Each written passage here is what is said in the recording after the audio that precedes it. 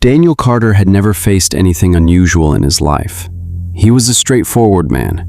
Job, family, bills, that was his routine. Emily was the same, practical, calm, maintaining the house perfectly even after hospital shifts. And their daughter Sophie, she was the exact opposite of both of them. Soft, emotional, worked with kids, found happiness in the smallest things. There was a strange kind of comfort between the three of them, the kind where you understand without speaking. That's why when Emily casually said on Friday night, "We should get out this weekend," no one refused. Daniel booked a mountain resort without much research, Pine Hollow Retreat near Asheville. It was cheap, a bit isolated, but looked decent in photos. That's where the first mistake happened. The drive was long. The city noise slowly faded and was replaced by dense forest.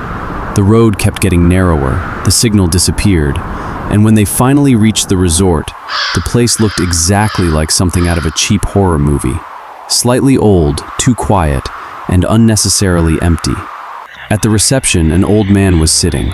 He looked at Sophie once, a little longer than normal, then handed them the key without saying anything. Room 214. The moment they entered the room, there was a damp smell. Wooden walls, old carpet, and an unnatural stillness, like even the air was sitting still. Sophie noticed it first. There was a shelf in the corner, and on that shelf sat a porcelain doll. White dress, hairline cracks on the face, and eyes, pitch black. Emily reacted immediately. "That thing is creepy." Sophie laughed, walked straight to it, and picked up the doll without hesitation. "Relax, Mom, it's just a doll." The moment she touched it, she froze for a second. Just 1 second. Then normal. Kinda cute, actually. She placed the doll beside the bed. The night started normal, but it didn't end normal. 3:07 a.m.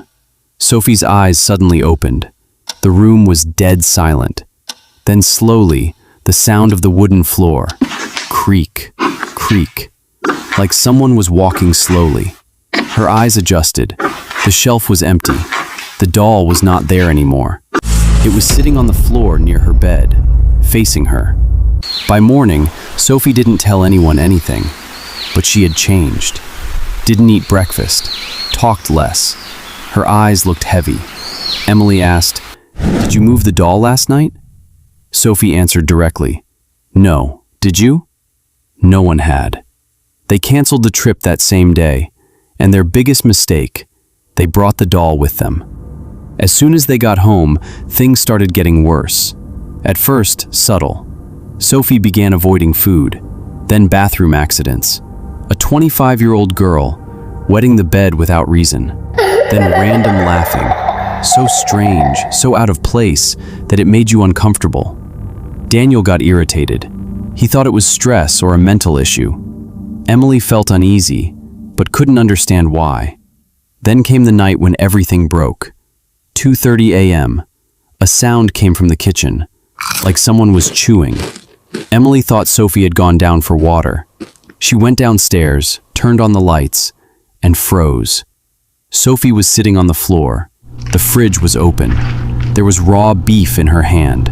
She was tearing into it with her teeth, blood smearing across her lips. Emily said softly, "Sophie?" Sophie stopped, slowly turned her head, her eyes completely black. And when she spoke, it wasn't Sophie's voice. She was hungry. After that night, the situation went out of control. Sophie screamed, scratched the walls, sometimes ran out of the house for no reason, sometimes cut her own hands and then laughed while looking at the blood. Once Daniel locked her in the bedroom. 5 minutes later when he checked, the room was locked from inside. But Sophie was stuck to the ceiling, as if gravity didn't exist. Her hair hanging down, face upside down, slowly smiling. They took her to the hospital.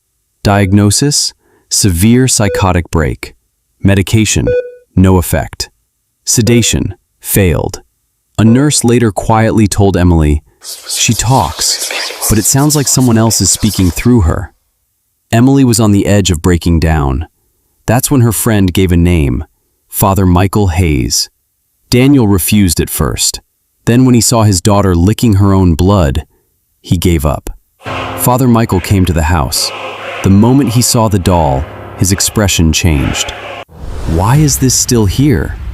He touched the doll and immediately pulled his hand back. There's something attached to this. The ritual began. Room dark, Sophie tied to the bed. Father asked, "Who are you?" At first, silence. Then a slow, hollow laugh. "She touched me, so I came." The room temperature dropped. Lights flickered. Sophie's body began twisting in unnatural ways. Father forced, "Tell me your name." A scream. Then the voice cracked. "I don't have one anymore." When Father Michael asked again, "What did they do to you?" This time, Sophie didn't answer immediately. Her body started trembling slowly, like she was cold. Her fingers began gripping her own skin, tightly, so tight that her knuckles turned white. And then, a very faint voice came out. "Don't make me remember." Emily broke down right there. "Please stop, please." But Father didn't stop. "Tell me." The very next second, Sophie's breathing became rapid, very fast, like a panic attack. "They didn't feel real at first." Her eyes were looking somewhere else, not in that room. "They were talking normally, like nothing was wrong." Her head slowly tilted to the side. "One of them kept smiling, even when I said no." Her voice started breaking. Now her hands grabbed her own shoulders like she was trying to protect herself. "They pushed me down." Her whole body tensed with a jerk. My back hit the ground, hard. I couldn't breathe for a second. For a moment, she actually forgot to breathe. Emily screamed, "She can't breathe!" But suddenly, Sophie took a deep, painful breath, like someone coming up after drowning. They held me. Her fingers now gripped the mattress like someone was pressing her down. I tried to move. I couldn't. My body just stopped listening. Her legs started struggling on their own, like there was invisible weight on them. My arms, they pinned them. I kept trying. Her wrists rubbed against the rope, skin starting to tear. I said, "Please." I said, "I won't tell anyone." Voice cracked. They laughed. A faint echo filled the room, but it wasn't Sophie's. A different, dry, cold laugh. Daniel stepped back.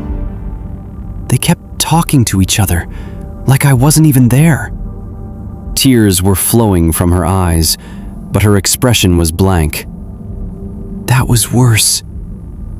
Pause. Feeling them there, but not being seen. Her body slowly started shaking. Like I stopped being a person. Emily sat on the floor, hands over her ears. I tried to scream louder, but my voice, it got weaker. Sophie's throat dried, her voice scraping. They covered my mouth. Her breathing started breaking again, short, fast, panicked. I couldn't breathe properly. Everything started spinning. Her eyes began rolling upward. My head felt heavy. My body felt far away, like she was disconnecting from her own body. But I could still feel. As soon as this line came, her tone changed. Now it wasn't just pain. There was anger. Every second, the bed began to shake slightly. They didn't stop. Her body jerked, even when I stopped moving. The room went completely silent. They checked. A slow, cold pause. Then one of them said, "She's done." Emily burst into tears, but Sophie's voice was completely flat now. They were wrong. Her eyes suddenly locked onto Father Michael. I could still hear them, feel the ground, smell the dirt. Now her fingers were moving in the air, like she was scratching something. They dragged me. Her body slowly slid on the bed on its own. Threw me in. Cold, wet. Her breath hitched. I tried to move my fingers. She tried to move her fingers, very slow, weak. I was still there. Now her voice was almost a whisper. I was still inside, but my body wasn't listening anymore. A tear rolled down to her ear. Then the dirt. Her breathing became rapid. It started falling. Her chest rose and fell quickly. On my face. I couldn't open my eyes. I couldn't scream. I couldn't move. Now pure panic. It went into my mouth. Emily screamed, "Stop!" But Sophie was no longer in control. I was breathing it. I was choking. I was awake the whole time. The room temperature dropped. Lights flickered. And then, suddenly, everything stopped. Sophie completely still. Then very slowly, one last line. I died, listening to them walk away. The room fell into complete silence. Father said slowly, "Names." The body jerked. A scream. "Mark! Ryan! Ethan!" Daniel immediately contacted the police. It matched an old missing case. The final ritual was intense. Sophie's body was shaking violently. The bed was moving. Scratches appeared on the walls. The voice turned into rage. I suffered. She will too. Father started louder prayers. The moment holy water touched her skin, burn marks appeared. Something like smoke started rising. Sophie let out one last scream. I was still alive! Then, sudden silence. Body limp. Room still. Everything ended. Next morning, Sophie was normal, confused, weak, as if nothing had happened. The doll, completely cracked, useless. The case reopened. Forest digging happened. Bones were found. DNA confirmed. 3 men, Mark, Ryan, Ethan, were arrested. Life imprisonment. Months later, the Carter family slowly returned to normal life. Sophie started teaching again. Her smile returned. Everything started to feel okay. Just one small thing. Sometimes, she stops in front of the mirror, staring at her reflection, completely still.